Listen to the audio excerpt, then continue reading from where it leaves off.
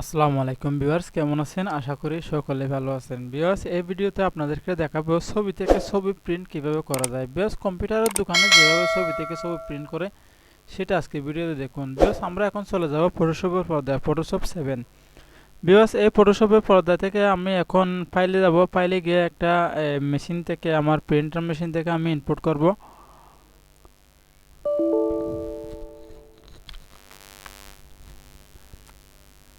Viewers, ফাইলে যাব। ফাইলে গিয়ে আমার প্রিন্টার থেকে আমি ছবি ইনপুট করব। দেখুন,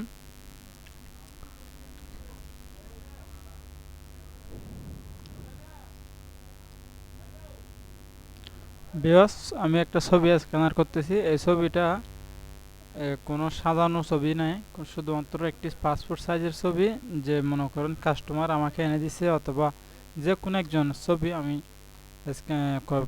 স্ক্যানার মেশিনে রেখেছি। এখন আমি এটাকে স্ক্যান করে ফটোশপে নিয়ে আসবো। ফটোশপ থেকে এটাকে প্রিন্ট করব। কিভাবে ছবি থেকে ছবি কিভাবে প্রিন্ট করা হয়, আমরা অনেক সময় বলে থাকি কম্পিউটারের দোকানে ছবি থেকে ছবি প্রিন্ট করা হয় এবং 5 মিনিটের ছবি ডেলিভারি দেওয়া হয়। সেগুলো আজকে এই বিষয় নিয়ে আলোচনা। ভিউয়ার্স, এখন আমি চলে আসলাম, যে ছবিটা চলে আসলো। ভিউয়ার্স, এটা একটা ছবি, এটা কোনো সাজালো ছবি না, এটা একটা পাসপোর্ট সাইজের ছবি। এই ছবিকে আমি ক্রপ করব। জাস্ট দেখুন, ক্রপ করবে আমি। ক্রপ সাইজ হচ্ছে 1.5 ইঞ্চি এবং হাইট হচ্ছে 1.9 ইঞ্চি, রেজুলেশন 300। এখন আমি ক্রপ করব। বেশ দেখুন, ক্রপ থেকে আমি ক্রপ টুল দিয়ে এটাকে ক্রপ করব। বেশ দেখুন, এটা আগের মতো, সেম আগের মতো আমি ক্রপ করতেছি। ক্রপ আমি এখন ইন্টার বাটন ক্লিক করব। ইন্টার বাটন দেওয়ার পরে বেশ দেখুন কত সুন্দরভাবে পাসপোর্ট সাইজ সব হয়ে গেল।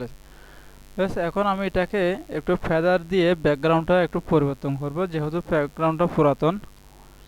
বেশ, ম্যাজিক টুল নেব। প্রথমে ম্যাজিক টুল নিয়ে আমি ম্যাজিক টুলটা ব্যাকগ্রাউন্ডের উপর ক্লিক করব। দেখুন, এখন একটা ম্যাজিক চলতেছে ছবির ইয়েতে। খেয়াল করে দেখুন, ছবির চারপাশে একটি ব্যাকগ্রাউন্ড চলতেছে, ম্যাজিক চলতেছে। এই ম্যাজিক টুলের মধ্যে আমি ম্যাজিক টুল উপর রেখে মাউসের রাইট বাটন ক্লিক করব। ক্লিক করার পর দেখবেন ফেদার্সে গিয়ে আমি পাসপোর্ট সাইজের মধ্যে 1 দেব। 1 দিয়ে ওকে করব। ওকে করার পর viewers, control back space click করব।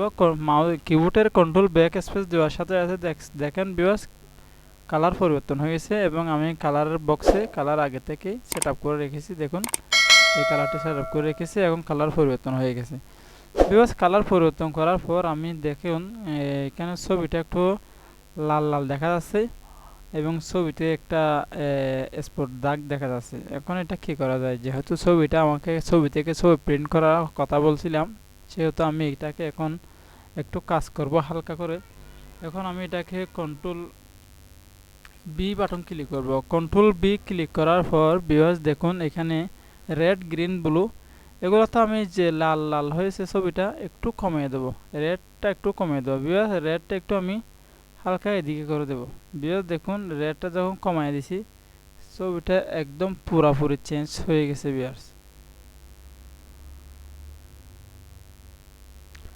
ভিউয়ার্স, এখন আমি ছবি এতটুকু দেব না, হালকা করে হালকা করে কমাবো। হালকা করে কমানোর পর জাস্ট দেখুন, এখন একটু রেড কালার একদম চলে গেছে। এখন আমি এটাকে ওকে করব। ওকে করার পর আমি আবার কন্ট্রোল এম বাটন ক্লিক করব, অর্থাৎ কার্সটা নিয়ে আসবো। বেশ, কন্ট্রোল এম বাটন ক্লিক করে হালকা করে এটাকে উপরে করে দেব। এখন দেখুন বেশ কত সুন্দরভাবে ছবিটা তৈরি হয়ে গেছে। এখানে একটু দাগ দেখা যাচ্ছে, ছবির মধ্যে একটা লম্বা দাগ দেখা যাচ্ছে, এটা সরাতে হবে। তাহলে এটা আমি হেলিং ব্রাশ টুল নেব। হেলিং ব্রাশ টুল নিয়ে এবং হেলিং ব্রাশে ক্লিক করে নিচে পাথ টুল নেব। পাথ টুল নিয়ে এটাকে এইভাবে করে দিয়ে আমি এইভাবে করে শর্টকাটে করার জন্য এই উপায়টা দেখানো হয়েছে। ভিউয়ার্স দেখুন কত সুন্দরভাবে এইভাবে করে দেওয়ার পর এইভাবে আপনি এটাকে সরিয়ে নিতে পারবেন। এভাবে করে আপনি ক্রপ করে আপনি আপনার ভালো যেটা ভালো জায়গা আছে এখানে ছেড়ে দিবেন। ভিউয়ার্স, এটা অটোমেটিকলি দাগটা চলে যাবে। ভিউয়ার্স, আজকে এটা হচ্ছে আমার এই ভিডিওর, এই যে একটি ছবি থেকে ছবি প্রিন্ট করবেন। এভাবে করে আপনারা যদি কাজ করেন তাহলে অনেক সুন্দর হবে।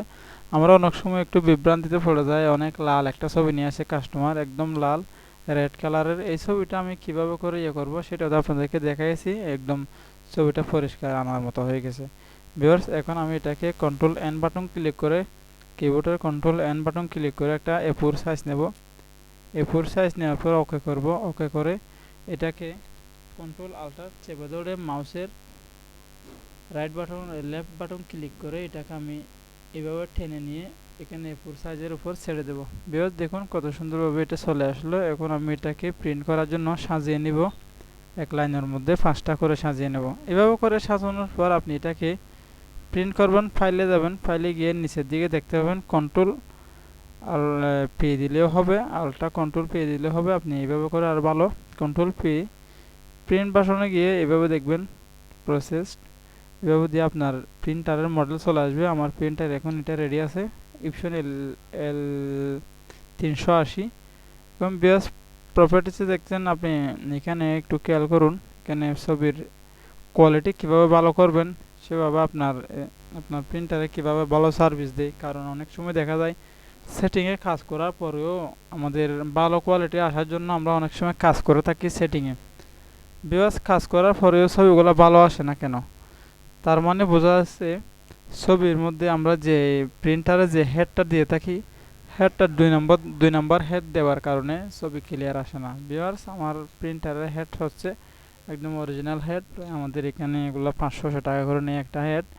আমি ভালো কোয়ালিটি আসার জন্য হেড দিয়ে থাকি। আমি আগে প্রিন্ট করতাম ইপসন প্রিমিয়াম গ্লোসি, এখন আমি ইপসন মিড দিয়ে প্রিন্ট করে থাকি, ইপসন মিড হাইট দিয়ে প্রিন্ট করে থাকি। কারণ প্রিন্টার অনেক পুরাতন হয়ে যাওয়ার কারণে ওভাবে দিলে ছবি কোয়ালিটি ভালো আসে না, বিধায় এখন আমি ইপসন ম্যাট হাইট দিয়ে প্রিন্ট করি। ভিউয়ার্স, মোর অপশনে গিয়ে একটু খেয়াল করবেন, এখানে হাই স্পিড দেওয়া আছে, রোটেট দেওয়া আছে, মিরর ইমেজ দেওয়া আছে। এখানে আপনি হাই স্পিডটা উঠিয়ে দিবেন, টিকমার্কটা উঠিয়ে দিবেন, তারপর ওকে দিবেন। ওকে দেওয়ার পর টিকমার্কটা ওঠানোর কারণ হয়েছে, টিকমার্ক এটা থাকলে আপনার যে ছবিটা খুব দ্রুত চলে আসবে, কোয়ালিটি একটু ভালো আসবে না। কিন্তু টিকমার্কটা যদি আপনি উঠিয়ে দেন তাহলে স্লোলি প্রিন্ট হবে, প্রিন্টটা ভালো আসবে। বেশ, ওকে করে দিবেন। ওকে করার পর আপনার প্রিন্টার থেকে এটা অটোমেটিকলি প্রিন্ট হতে থাকবে। বেশ, আজকের ভিডিও এতটুকু, এখানে শেষ। আসসালামু আলাইকুম ওয়া রাহমাতুল্লাহ। বেশ, চ্যানেলটি সাবস্ক্রাইব করুন এবং পাশের বেল আইকনটি ক্লিক করে আমাদের সাথে থাকুন।